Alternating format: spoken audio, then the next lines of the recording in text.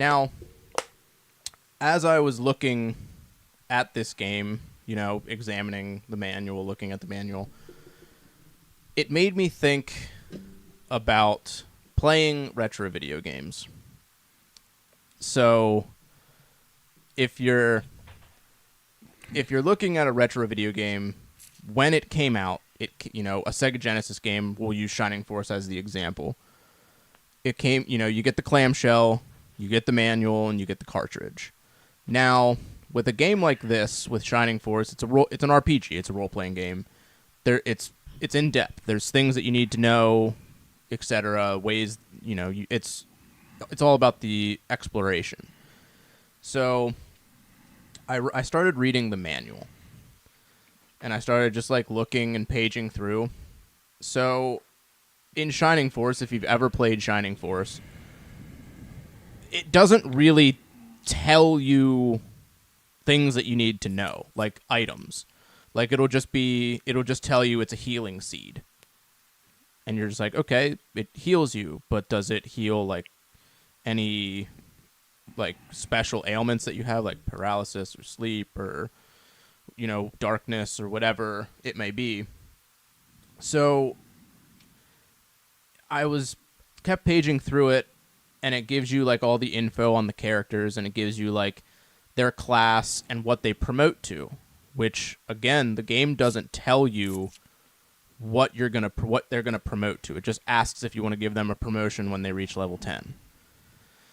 So if you go further, it goes into all of the different weapons, all the classes that can use them, and their stats, except for the special weapons, they just have a question mark.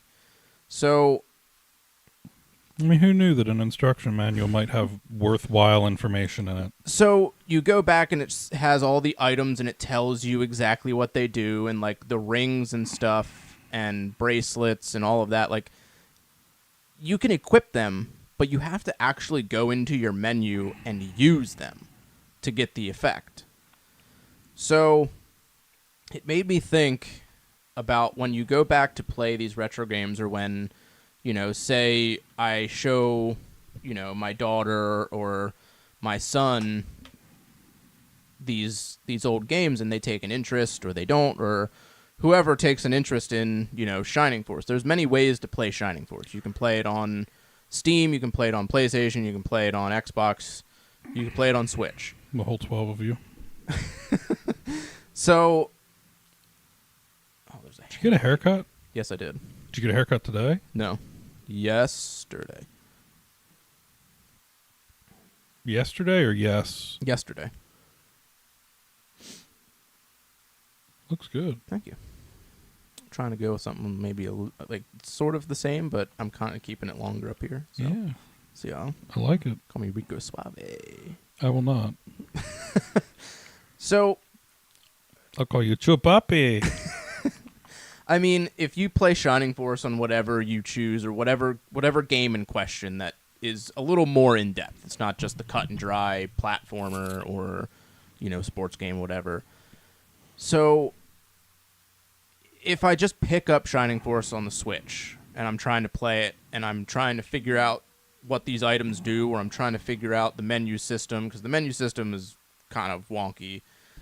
If I'm trying to figure all that out, it's not really easy. I mean, yeah, I can pick up my phone and look at stuff, etc., but it's a little more frustrating, and I might lose interest if I have to just constantly Google something. Because if you Google something, you have to filter through all the nonsense and actually find what you're looking for. Whereas if I just picked it up, put it in the Genesis, and whatever I need is right here in the manual, right at my fingertips at all times. Well, and it's odd to me that in the instance of Switch, that they don't have a digital instruction manual. They might, depending on the way that you play it. I don't know if they have it for the emulator, the Sega Genesis emulator on the Switch. They might have it in the Genesis collection. It's the Ultimate Genesis collection or whatever. Sega. So they might have it there, but then I have to exit out of my game and click into there, and like it's more. Well, that's what I'm saying. Like, it should be a feature to where there is a key, button, whatever, Yeah. where you just hit it and it opens the instruction manual. Like, it pauses the game and opens the instruction manual so you can reference that. You know, maybe I'm defeating the point here, but I think your point is that that's an important piece that we need to bring forward. Yeah, and I feel like, you know, when I'm looking at you know my retro collection and playing my retro collection and even picking up a new game that I have never played, like Shining Force. Like, I played it first on my Switch. I was able to beat it and move through it, but I did have to Google quite a few times on what to do, what this means, what this item does, you know, etc. Like, Well, there Google's getting shitty anyway. But yeah, I mean, I had to go to a different forums, and it was just more of a pain than it was worth. DuckDuckGo. Whereas if I would have gone out and, you know, but I have to buy it complete to get the manual, or I have to pick up a manual separate, which again, it's just more of a pain. But I wonder if that's online anywhere. it probably is. Like yeah. a PDF version. They have like websites that have scans of, you know, manuals and PDF conversion stuff like or that something. for like game preservation and stuff. For a Like, nominal they scan in fee. box arts and For a like nominal full box fee. arts and everything, covers, manuals, anything Yeah. that goes into a game they scan through. So it just made me think, like, there's a piece missing if you're like a loose cartridge collector. It's a piece missing of sitting down with the game the way that it was intended, to open up this case and pull out the manual and then look through the manual, kind of get a feel for it before you even put the cartridge in the system. Yeah, but I have to wonder how many of us actually looked at the damn manual when we got it as a kid anyway. Like, True. none of us actually. I mean, case in point, Super Nintendo games. Do you have any of those over there that are complete in box? Yeah. Let me see one.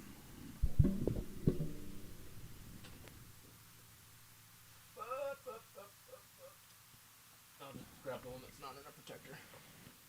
So Star Fox. So Super Nintendo. Prime difference is that with like Sega, the case is the box, the clamshell. Yeah. Right. Mm-hmm. So with this, inside here there's a tray. The cartridge is inside that. It might have a little sleeve that goes over the bottom of the cartridge. Yeah. And then it's a loose instruction manual that I promise you probably lost within the first week. Maybe. Because there's no case for this cartridge. You take it out of this box. Some people might have put it back in the box, but it's a cardboard box. It's not, hard plastic like a Sega or... And the same was true for when Nintendo did the N64. It was. I think Nintendo mainly had boxes up Right. until like the GameCube. Exactly. Like cases... When discs started to take over. Yes. Cases weren't a thing. And, a disc... It would be ludicrous to put that in a box and expect somebody to, just kind of like adopt a storage solution. But with a cartridge, they were robust, unless you were literally throwing them at walls or at somebody else, they were pretty okay. Thank you. Yeah. But to my point, Sega was a smaller market share than its competitors. They had the best system for storing their games, so retaining that instruction manual wasn't terribly hard. But with like Nintendo products, it became challenging. Yeah. Especially as you grew like a big collection, because I think I had close to 100 Super Nintendo games when I was a kid. And I had all the manuals. They were in a drawer under the TV in a little entertainment center. And anytime, the one time I did go to look for one was on Home Alone, because I couldn't understand this one part, and my grandfather was like, "Look in the booklet." And I'm like, that's actually a good idea. That's like the first good idea you've had my entire life. No, he was awesome. But to the point, I spent probably 10 minutes finding that damn booklet, Nintendo was interesting too in that if you look at their booklets, and I don't know if this is true with Sega, I don't think it is because the Shining Force instruction manual you just had looks very different from what I remember the Sonic manual to be. I don't think I have. And Sonic.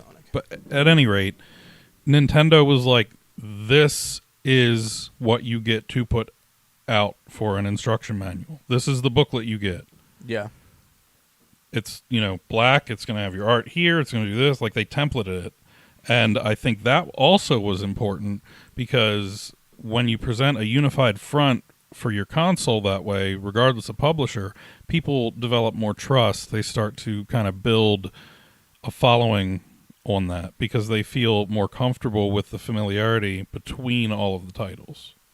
Yeah, I mean, depending on the games that you're playing, there is the button layout does carry over. If you're playing a racing game, it's relatively the same. If you're playing a platformer, pretty much the same. There's just different mechanics that you have to know, but you can pick up mechanics by just trial and error. And that was another thing, curiously enough, like, do you actually think that it is a setback for a publisher if they adopt a different button scheme than what is generally accepted? Like if you have, we all know that with racing games on PlayStation, L2 R2 is it R2? Yeah, R2 is the gas. I was saying the brake. L2 is the brake, and R2 is the gas. But it's the lower triggers because they have that gradual, progressive motion to them on the new controllers. If somebody were to switch that up and go back to like Mash X for the gas, would that impede their success? I think it all depends on like where you're, because I mean, when I'm playing World of Outlaws, the left joystick is what controls the car, but if you need to rip off the visor, it's up on the directional pad, so I have to take my thumb off the stick.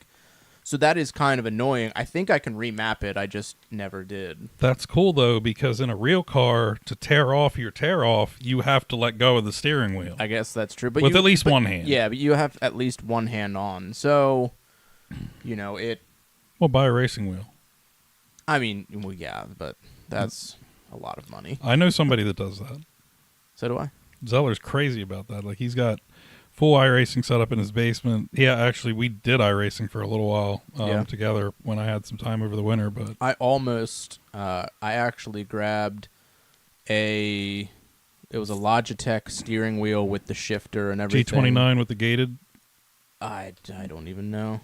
I bought it off of Marketplace for like $100. And... the lady actually forgot to give me the power supply for it. So I had to order a power supply for it, which wasn't, anything crazy. It was just like a general power supply for something like that. So I just ordered one off of Amazon. But I did want to because that was when I got my gaming PC. So I was going to set that up at a desk and sit there and try and do a racing sim, because I really do enjoy more of the simulation racing games rather than the arcade racing games. I mean, I still like those too, but when it comes to a simulation racing, I like, and the iRacing was just starting to offer dirt track racing. So I was like, yeah, I want to try this. I just never ever did. And then I just sold the Logitech thing, and I sold it for $275, I think. Yeah. But that is something that I would love to try. If I was at somebody's house that had a setup, I would definitely give it a shot. It would probably be dangerous because then I would like it and be like, oh, great, now I have to. Dude, those rigs are thousands. Mm-hmm. If you do it crazy, yeah. My brother-in-law, my older brother-in-law, not my younger brother-in-law, I think he still is. He might not be, but he has a 3-monitor setup at his desk with a steering wheel and stuff. But there's a person that I know that actually bought a sprint car frame and mounted a monitor perfectly, and mounted everything perfectly so that they could be like sitting in a sprint That's expensive as hell. while they were. I think they got the frame for like next to nothing, but it was just like an old frame that somebody had sitting around, so they just like made it a thing. I think sprint car frames are 79.5 and 80.5. I don't know. It's been a while since I looked at them. Yeah. So back to manuals and the way that games are meant to be played. Buy a strategy guide. I mean, yeah. That's the way to go. I don't even know how we segued into iRacing rigs. We got to the button layouts. Oh, the button. Yeah, but like different manuals, depending on the game you play, some games like you don't need a manual to play it. If I were a developer today, Mhm. I would love to publish a game, hard copy, not digital download. You were saying about you would love to be a developer, print Oh, a physical yeah. game. Just so I could include an instruction manual that was literally one sheet of paper. Black. Dude, I'm pretty sure that if you even had a sliver of paper that went into a case, people would be like, "Wait, what? Right. What?" But big white bold letters on it, just don't suck. With a big old period at the end. Get good. Get good. But yeah, I looked through that Oh, manual. now she's backing up. Now she's backpedaling.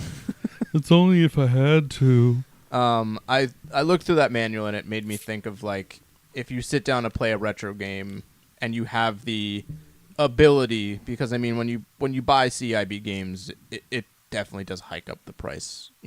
Especially if you're doing like more sought after games, like Shining Force isn't a crazy price, and but when you look at the original Zelda on NES or Zelda 2 for that matter, if you have the ability to pick something like that up, CIB with the manual, with the map, and actually sit down, put your phone far from you, and just turn it on, spread the map out in front of you, and just play the game like you were playing that game during that time period. I think that is just taking that retro experience to that next level. Well, yeah, because that's how it was intended.